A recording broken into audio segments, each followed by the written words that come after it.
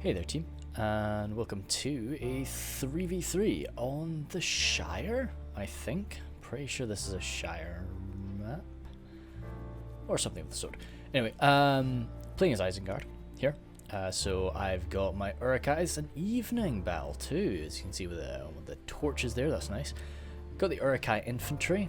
They're a nice long line of the Urukai crossbows. Actually, let's give me I'll rattle through my army first. Our Urukai archers, 2 snagga skirmishers, double snagga skirmishers, double dunlending clansmen, berserkers of course, Nans High, the trolls, and some wargs too. Yeah, just some basic wargs though. I don't usually go for the champions of the White Hand. They are incredible, but I just don't feel that they're super necessary. I think general wargs can get the job done okay. We've got Critch here. He's got his Dalian Cav. And two Dalian Cav and 2 Earls of Dale, quite a lot of Cav. And he's even brought a catapult today. The dismounted Earls of Dale. Oh, and the Barding Herd. Lots of Barding Herd. And dismounted Earls of Dale, as I say, Dalian Spears, Barding Marksmen, Dalian Bowmen. Any armor upgrades for these guys? Yes, for the Spearmen. No, for the Archers. And some civilians out front.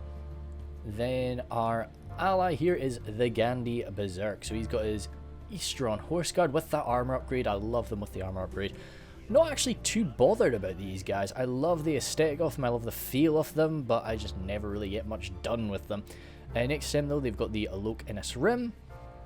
And then the Dragon's Wrath Warlords. And some Variag Mercenary Riders to their side. Then Eastron Warriors. Scion Rim, Eastron Guard, Scion Rim, Eastron Warriors. Dragon Knights there, so both the Knights of Rhun today. Eastron Crossbows, let's slow down because that is the end of the deployment phase. Yeah, no, I'm going to need to slow down like 0.2 just in case. Varied Mercenary Riders, yep. Oh, he's even got the Wayne Riders today, that's kind of cool. Across the battlefield, our first adversary is Alifa of the Arborea clan or something like that, I suspect. He's got his First Legion Pikes, Sentries of Khazad-Dum, more Sentries of Khazad-Dum. And behind that is Sons of the Fallen, and Sons of the Fallen. So that's a very unpleasant melee line to get through, especially with all the cavalry that Gandhi's brought today. Then Hammers of Gundabad, double hammers of Gundabad, yep, Warriors of Khazad-Dum there, nice long line of warriors with some of the, with some more hammers, jeepers. Then Mercenary Crossbows, Mercenary Cav, and Mercenary Cav. So even as powerful a cavalry force as Gandhi has brought, I think it's going to be quite nicely countered by Lifa. This was back in November, so we'll see how much I remember. He's got his ally here, Aetor I, playing as Mirkwood, so we've got a nice Elven Dwarven alliance with the Wardens, Hiri Peng, Hiri Ek battle line, Hiri off behind them, and the Hiri Lang at the back. Armor upgrades for anybody? No. I don't think that's a bad idea. Oh, Greenwood Rangers actually popped up as well, alongside the Wardens of Amon Lank. So it looks like we're rattling into things immediately, but we'll get to the last enemy first, and the Huntsman of Amon Lank there. Last off the the other side, the red team, the good guys, I guess you could say, is Elamau. He's got his Riddermark Skirmishers, behind them some Red Shields of Arkenbrand, the Meadowseld Guard, Shield Maidens behind them, the Westmark Marshals, Westmark Infantry, Sons of Aeol, Riddermark Axemen all the way along the line, Riddermark Archers out front then. Nice. Need to do a big sniff, but I don't really want to do that on mic, so I'm going to try to resist.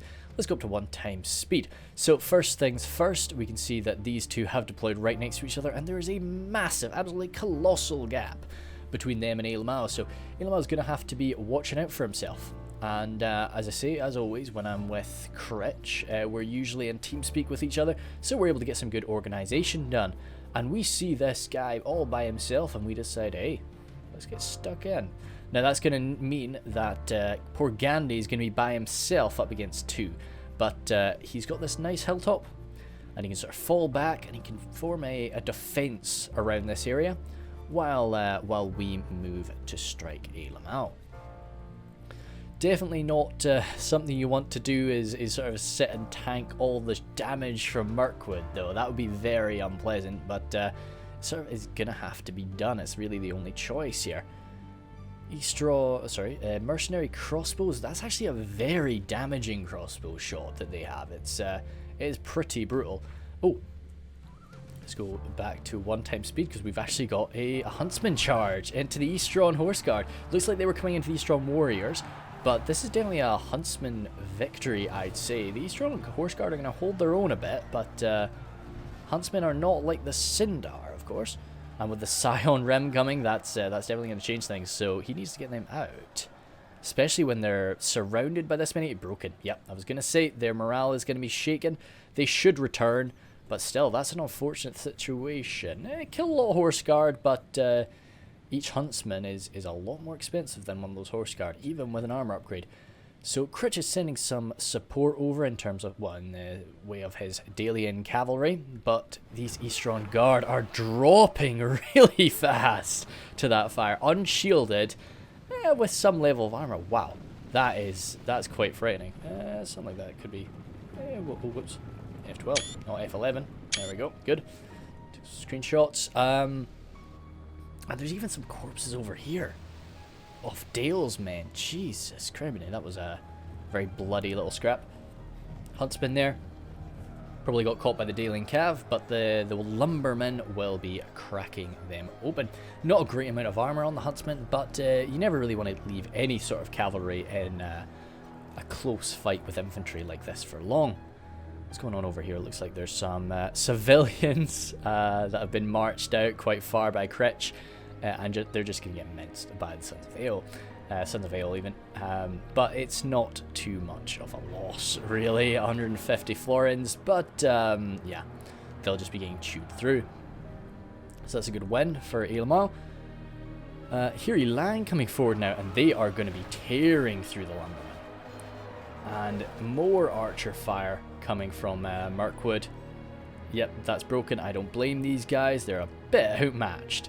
But all of that shenanigans has given Rhun some time to fall back. I'm even sending over my wargs as well.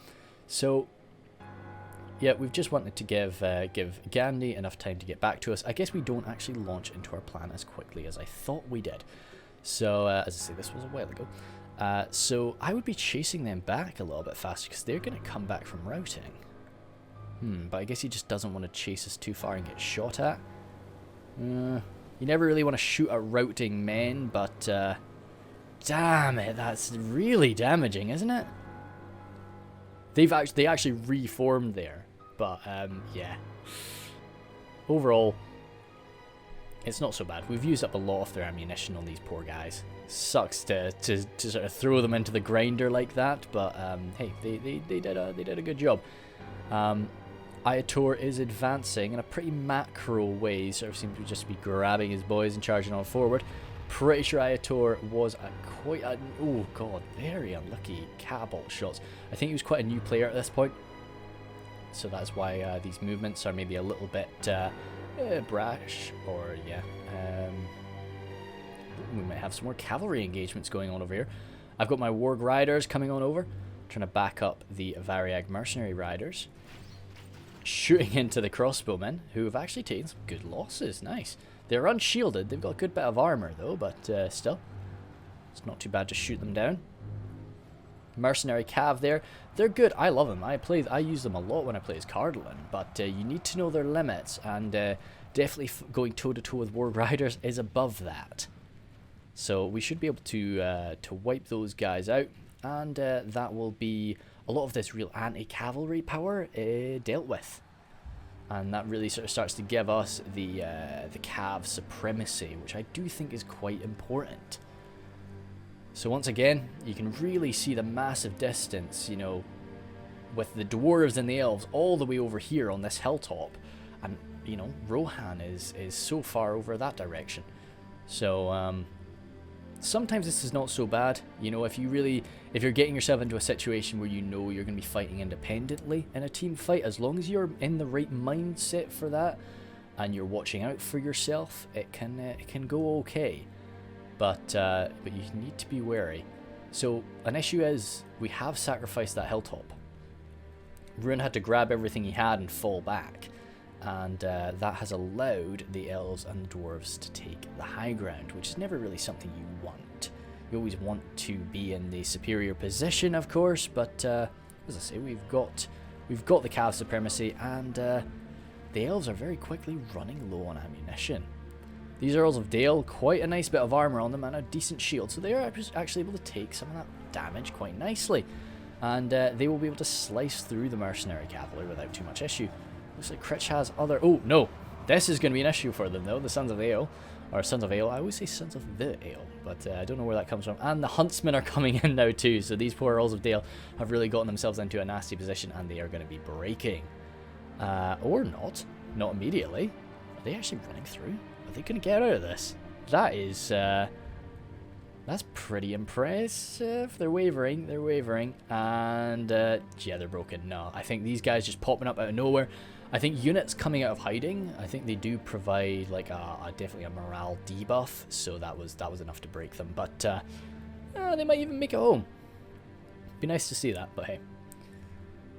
Yeah, you can see as this block formation, which is really just a case of grabbing your guys and moving them like this. It's, really tempting for artillery, which we do have, but because of how they've sort of positioned themselves up on this hilltop, it's tough for us to really get our arty used. And you can see these two red marks coming around our backs. These are the Riddermark skirmishers slipping on around, so we need to watch out for them. Definitely not wanting to counter them with the Innis Rim, but no, my wargs would be happy enough going toe to toe with them, but these Riddermark skirmishers are anti-cavalry, armor-piercing anti-cavalry, and they've got their javelins too. Their javelins are really the main thing you want them for, I find. Oh, maybe I could get a good volley into the Innis Rim, which I think is what yep, that's exactly what's happening here. Good volley into the Innis Rim, and they could charge them too. I'd be tempted to do that. Dragon Knights, though, that would be a bit more of a challenge for them. They'd definitely have to throw their javelins at them. Damn, the Innis Rim are dropping like flies. The enemy just has range superiority over us in droves in this battle. Like, every time they unload on us. Whoa! Okay, that's just about an entire unit of Innis Rim deleted by... How many units of skirmishers? 1, 2... Must be 3, surely. No, is that just 2 units of skirmishers that have just... Yeah, 2 units of skirmishers just deleted that unit of Innis Rim very, very quickly. So this is when we make the decision.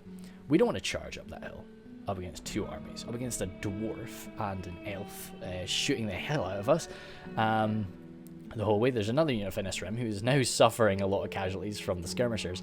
So we just grab everything we've got and make a launch forward toward Rohan. Considering as well his Riddermark skirmishers at the other side, so I'm not really having to worry about getting javelins thrown in my face. Let's just wipe them out.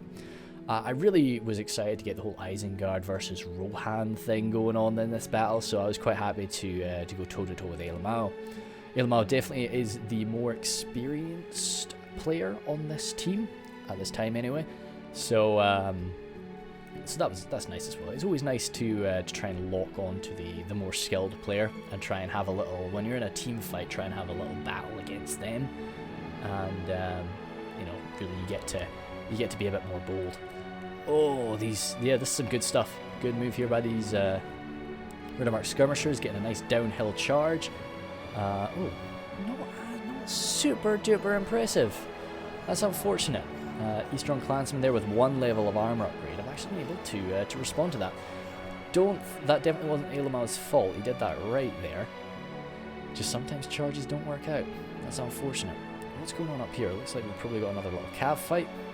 Some Innis Rim here getting grabbed by the Riddermark skirmishers. Yeah, so this is just slicing right on through them.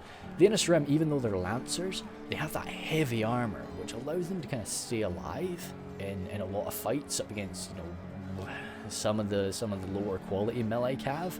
Especially if they get a charge off, they can sometimes win that fight. But up against a great unit like the Riddermark skirmishers, and as I mentioned before, that AP from that big axe just cracking down into them, their only real defensive thing is gone. So these poor Innis Rim are just getting fed. But I think it was a case of Gandhi, they just didn't maybe have the numbers to do what he needed to do with them, so he's just throwing them on in. some Dalian civilians. These civilians are still alive, so they've used up a fair bit of the enemy's ammo. And I think they're actually taking arrow fire right now. This is definitely a waste of ammunition here. So maybe a bit cheeky of us to just go out of our way and just try and waste a newer player's ammunition supplies on our civilians. But hey, you gotta do what you gotta do. Anyway, we're about to have the clash here up against Rohan. So I'm leading the way with my Uruk-hai archers and backing them up with the Dunlending clansmen, the absolute dynamic duo of Isengard there, the real cream of the crop. But I'm just trying to use up some of this ammunition, Rhun archers there, and get my archers in a position where they're going to be able to fire into them. Now, Elamau has really constructed his Rohan army perfectly in my mind. Like, this is how I would build a Rohan army. You know, he's got a fair amount of cavalry, and he's got some good infantry. Like, you shouldn't, I feel, you shouldn't skimp on Rohan's infantry. It's good. It's expensive, but it's good. And if you cheap out on the infantry, it can spell disaster for you. Whereas I find their cavalry is actually quite cost effective. So the cheaper cavalry units, as long as you're able to micro them, are quite effective. Whereas you need to really rely on some decent infantry. So coming charging forward with those Dalian spears, that armor upgrade up against a nice heavy Rhun axe. Oh damn! Elamau's boys didn't actually get a charge off there. That's unfortunate. This is pretty cool. A lot of axes flying on over. Northmen fighting each other. Very unfortunate sight. I suspect Dale has probably been defeated by the forces of evil, and that's why they are under our banner here. Oh, these poor Dalian spears are perhaps not too down with the cause, are routing off the field. And a lot of axes coming in from the shield maidens. All the way along the line, we're sort of just overwhelming them. This is 2 full armies up against 1.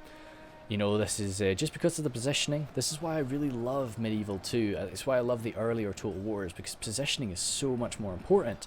Whereas I find in the games like Warhammer, you never really get to do this. You never really get to have 2 armies fighting 1, just because you've kind of, I'd love to say outmaneuvered, but that gives us a bit too much credit, I think. My poor Uruk-hai infantry are taking a real beating from the Medicilled Guard and the Red Shields, but somebody's got to do it, and at least it's coming in from their left side, so that shield is coming into effect. But we've got a bit of a nice break all the way along the line. That's kind of cool too. Oops, I always miss. I'm missing F12 over and over again. There we go. I'll get back into the habit of this. It's been a while since I've done a lot of recording. And so their whole main line has been broken there. And now it's just a charging in as quickly as we can. These poor Uruk-hai berserkers, I managed to expose them to so much fire. And rightly so, they were targeted. And axes, they've not even made combat yet. And they were just, the shield maidens are probably the fear of I'd say, the Uruk-hai berserkers. Probably one of the biggest concerns for them, because they don't have armor to resist any of that. And it's just a heap load of damage. Westmark Marshals, even considering how bad the situation is, as I say, the good quality of Rohan's infantry is going to hold them through it. And as good as this is kind of going for us, we have taken casualties doing this. And you have to keep in mind, the elves and the dwarves are still all alive. So that's going to be unpleasant. Let's have a look at, because as we're doing this, the forces of Rhun are heroically performing a rearguard action for us. I've got my wargs at the back, just trying to make sure that they can't charge anybody. But there have been a few little skirmishes, and Lifa is charging on in. There's a bit of a break in between these guys. It looks like there was maybe a disagreement. The dwarves really wanted to move in quickly to aid the Rohirrim, but Ayator has been a bit slower on that. So that has allowed Gandhi to once again keep his army together, keep his army intact, and survive. And it's even, we made it out with the catapult. That was something that we actually made the decision that we're happy enough to lose during this action. We thought we were going to lose it. And just grabbing what's left, as much as I love the Westmark Marshals, this is beyond them. This is not something that they can deal with. Being surrounded and stabbed in the back by Uruk-hai pikes is just too much. Horse Guard as well over here. Gandhi's able to give us a helping hand. It's sort of a 3v1 at this point up against Elamau. The Red Shield of Erkenbrand probably must have been shot to pieces over here. That looks like the king dropping there, just behind one of my trolls. One Riddermark archer. I think he's probably going to make it off the field, unless somebody wants to, unless these Earls of Dale want to be really sadistic and grab him. And I think that is that. Any more Rohirrim around here? I don't think so. So we finished off that. We're at 33 for 38. We feel pretty good. We've sort of defeated one of their armies. There's still those Riddermark skirmishers across the way, but all in all, that's not a bad showing. And we've been able to secure this position. Now we've sort of got the high ground. We've forced them into moving against us, and we're able to reform up. Now I've taken a lot of a beating. My Uruk-hai archers are they've still got a lot of ammunition, and keep in mind those Mirkwood boys have been firing a lot. Let's missed them. No, miss. I don't know what they were going for. Probably the hammer. Oh, yeah, the Mithril Guard were probably the targets of that, but we probably should have just held fire, or maybe targeted the Sons of the Fallen, because hey, any dwarf dead is a good thing. Yep, definitely going for the Mithril Guard, but just doing nothing but missing. Leaf is doing the right thing here by really just spreading his guys out as wide as possible, so even if we did get a hit, at maximum we're killing 4. You know, we're not going to be getting any better than that. And before I'm proved wrong. Okay, very, very wrong. Okay, that was like 1, 2, 3, 4, 5, 6, 7, 8, 9, 10. Like, all these guys. And then this was killed by the second one. Those Mithril Guard are incredible. So, that was a great win for us. Just that one catapult. Well, those 2 catapult hits. Daly and Cav pursuing some guys. I guess just butchering the last of the Rohirrim. That's unfortunate. And there's a general... Oh, right. Ayator... I didn't think this happened until a little bit later. Ayator was having a bit of trouble. He did something. I don't know what sort of glitch he got himself into. He said his camera was focused in on his general, and he couldn't move. He couldn't look up, and we were trying to help him out. But we just couldn't work out what was the matter. So that's why his general was sort of charging in like this. And we did think to stop firing. I think I maybe did, but I think we didn't as a whole. That's unfortunate, but hey. And I think once his general did die, he was able to reorganize himself. But I think the 2 elves, the elf and the dwarf, are still in the defensive mindset here. They're still wanting to hold out and force us to attack them, as, you know, Khazad-Dum is defensively minded. And, you know, the elves of Mirkwood really do benefit from being attacked as well, rather than launching a frantic assault. So it would be better if they could force us to attack, but we've got the ranged power here. We've got a catapult, and we've got archers. They've used up their arrow fire, and Khazad-Dum don't really have that many archers. They've got good ones. The orc hunters are great. So right, cool. Ayator just lost his general, so I think we're going to see some movement now. Anything? Maybe? Not sure. No, doesn't look like it. But yeah. So, Dismounted Earls of Dale on the right. Yeah, so we've got a nice long spread here. Surely that catapult can't have too much more ammo. Oh, guys. Yeah, so this is really just the case of blocked up a bit too much. As a new player is sort of going to do. I'm trying to think. He must have been out, because the general died and he got out of that mode. He needs to spread these boys out. Greenwood Rangers popped up. I think, yeah, everything's moving up now. We decided to move forward as well, to sort of meet them midway. Huri Peng there.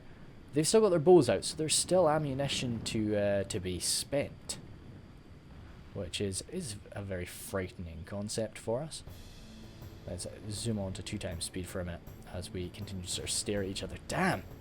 Another good smash into the Hiri Peng. But we don't really have that much in the way of Cav, because they... Oh, shoot. Red Shields of Erkenbrand still surviving over there. Let's have a look. Sons of the Ale. Yep. So... Ooh, damn. Dalian Cavalry grabbing them. And Earls of Dale coming in from behind. But this is definitely going to be a victory for the Heavy Knights of Rohan. And Riddermark skirmishers there, really quite outnumbered. Actually, not even too badly outnumbered. Good show from the Dalian Cav.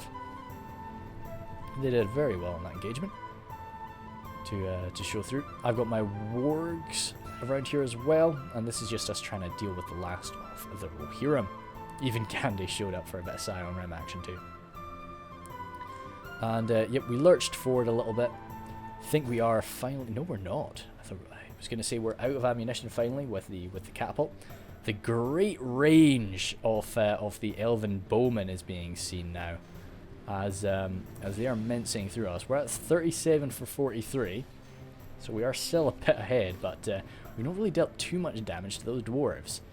So we need to lurch forward and fire back. We can't just take a beating here as we are. I'm trying to get my Dunlending clansmen forward to take this fire for the Barding herd. But you really sort of see the range difference. You know, we're getting hit all the way back here, and we've had to march our archers all the way up forward like that in order to actually respond to this damage. And of course, every one of their arrows is going to be a lot more powerful. But now with my Dunlending clansmen in position, no armor, but hey, they're really just there for meat shields, just trying to save the Barding herd. We're going to need them to allow us to hold a good strong line up against the dwarves with their armor piercing. My wargs actually managed to catch up with the Sons of Ale, and we just outnumber them so much that this should be a victory for my boys. But I was pretty happy. Just if I can kill the Sons here, it doesn't matter. I don't mind that I've lost all my wargs. But it's quite interesting that all the Sons are fighting sort of independently, apart from these two over here. What are we down to there? Down to 7, and we've got 19 actually. Oh crap, they're massacring me. I thought this went a little bit better, but no, my poor wargs are dead. But hey, if I take them down to 4, take them down to 4. Come on, you're gonna kill one. I know it. God, those are fearsome looking boys, aren't they? Oh, damn! Nope, he went for it. Come on, you're gonna stab him. Nope, you're not. You're gonna hit him. Good man. All right, minced. Jesus, they're just killing me in like one swipe each. This is pretty, goddamn, pretty strong Rohirrim. But yep, down, and I'm surprised they're standing. I guess they're just getting killed so slowly. Anyway, we're missing the main action just because I'm watching my cavalry fight. Could really use some help, Gandhi. So they launched forward with the Woodland Realm Patrol.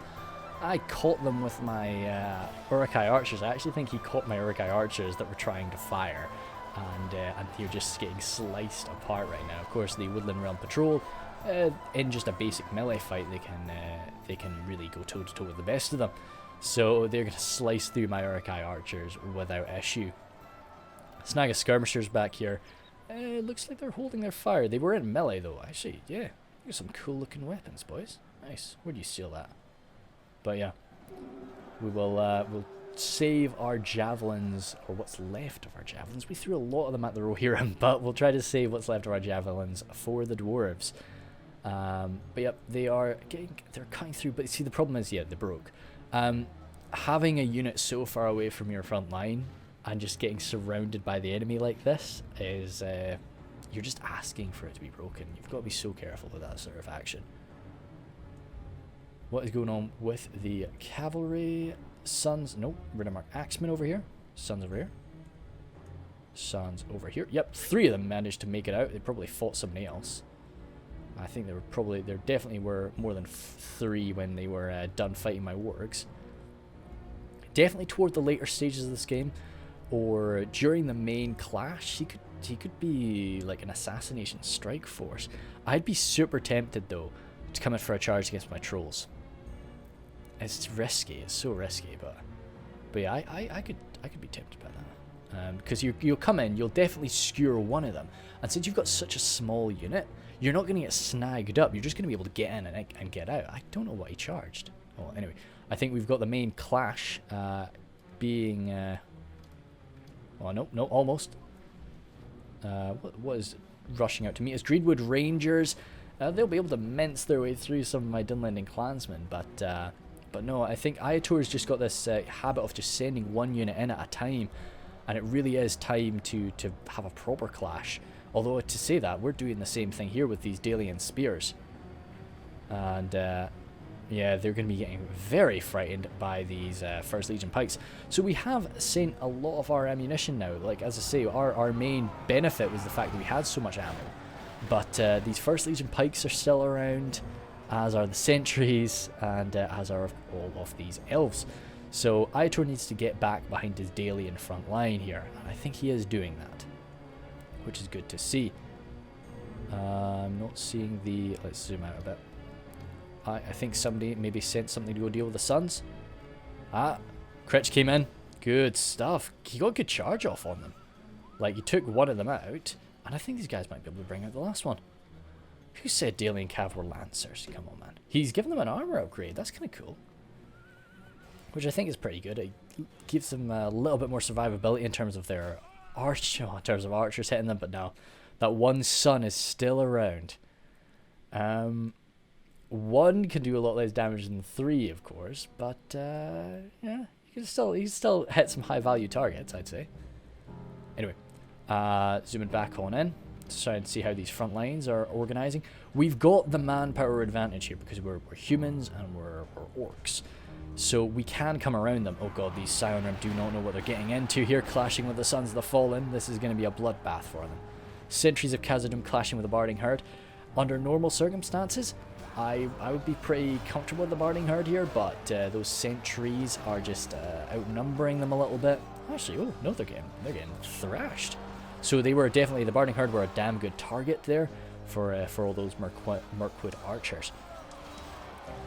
When you've got a more organized front line, though, the Barding Herd are struggling quite a bit. We've got the Eastron clansmen who have been surviving quite well. They're about to clash right to the front of the First Legion pikes. That's not going to go too well. But we really want to be focusing our attention on the flanks.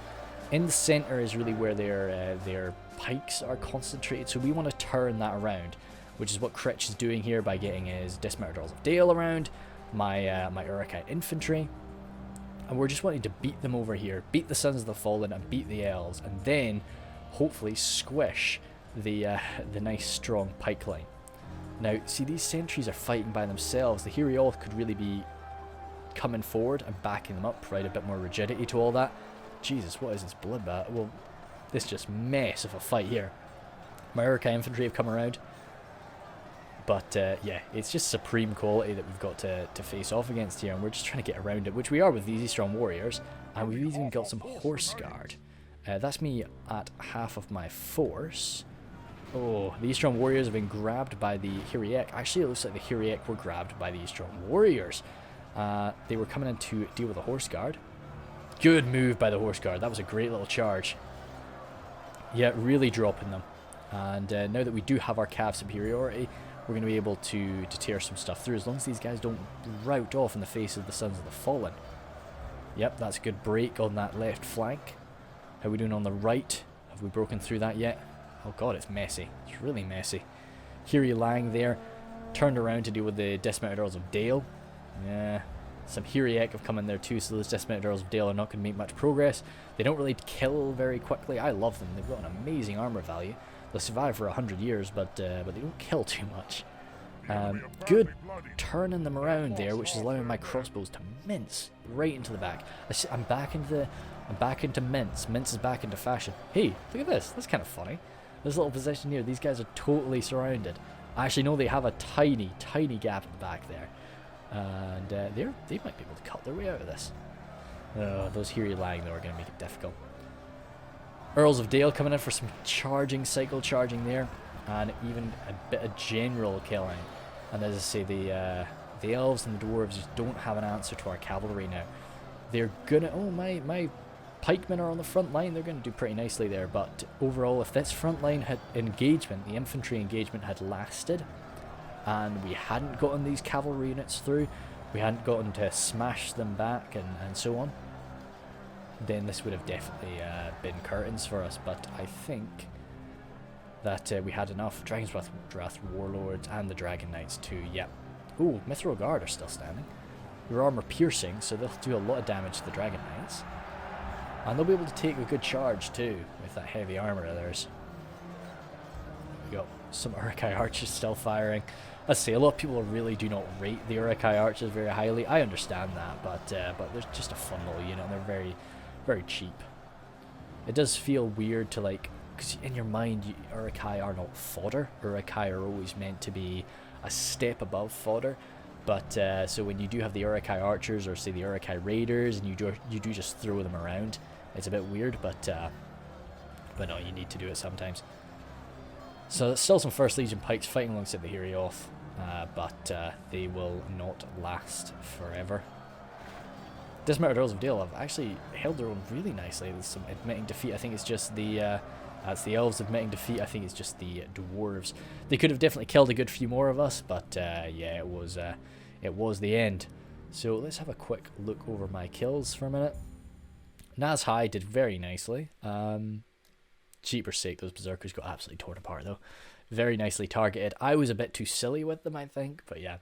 Pikemen, nice. Definitely Rohan struggles against pikes, as we all know, unless they can throw some axes at them. And I think that because of how we charged them, they didn't really have the time to unload enough ammunition onto my pikes. But you can definitely see 144 losses for 86. That's not quite what you want from a unit of Urukai pikes. You really want more of that, like 25 to 74. That's pretty nice. As is the other one of 39 for 83. Quadruple Urukai infantrymen there. Ooh, kind of struggling, I guess. I really was using them up against some decent quality troops, especially toward the end there, trying to smash in some dwarves with their little what are those? I think people call them scimitars or scimitars. I don't know what the actual classification of that big sword of the Urukai is. Skirmishers there, 107, really nice. 13 though, not so great. But a lot of them came back, so I think they got shot to pieces. Archers there, 57, it's pretty good. Crossbowmen, only one unit of crossbows, so nice. Trolls of the White Hand, I actually got a lot of kills. I was chuffed about someone today. Clansmen did their job, which is taking fire and warding off cav. And the Warg Riders, as I said, maybe a bit too bold, using them up against the Suns toward the end, but had to, we just do what we do. Critch there, really, oh damn, Critch getting 3 more kills than me, that's unfortunate. Yeah, good use of his archers, I'd say, throughout. It's always really easy to communicate with him because we are in the same chat together, of course, so same voice channel. So I would definitely recommend doing that if you can. Use the Discord, the Third Age Discord and so on. Gandhi definitely was thrown to the wolves by us a bit. But we did our best to remain in communication with him, and he was picking up on what we were doing quite nicely. Really quite effective, and yeah, good use of his cav throughout, so chuffed a bit with that. Lifa, he admitted defeat toward the end. He could have racked up a lot more kills. I think he definitely, this is more of a thing with him and Ayator. I think they should have charged us a little bit sooner. Like, they let us just hammer them with our catapult for a bit too long. They should have maybe launched at us. They maybe should have, it's all this should have, but like, picked up on that we were going to charge Rohan. But, because of how far away they were from each other, that's just something that you're always going to struggle to get there in time. As for the actual front line, it was a good front line engagement. I think he did everything right in terms of how we actually clashed, and yeah, no, good army composition. Maybe a bit too much trust in the cavalry. I think had the cavalry stayed a bit closer to the army, because we were able to just overwhelm his cavalry, and yeah. But then yeah, Ayator sucks about the glitch of like hugging onto your general. I don't know what happened there, and we really shouldn't have hit him with our catapult. We should have handled that situation differently. But yeah, sorry about that. Then all in all though, just more when the dwarves did clash, just maybe should have just launched himself in. Keep in mind, I'm giving people advice on a battle that happened in mid-November, so yeah, about 6 months ago or some shit. So well, that's how it goes. And just the block movement, just, you know, the group movement is great. I use that all the time. Just keeps things spread out, keeps them nice. Ilmao, yeah. I think he did pretty damn well, and like he really made us bleed. Like we came at him and we were victorious, but we suffered for it. You know, it wasn't you know, we didn't come off scot-free there. So I think everything he did was pretty solid. Dear me, Janus Syndicate. Anyway, so thank you very much, guys. See you later.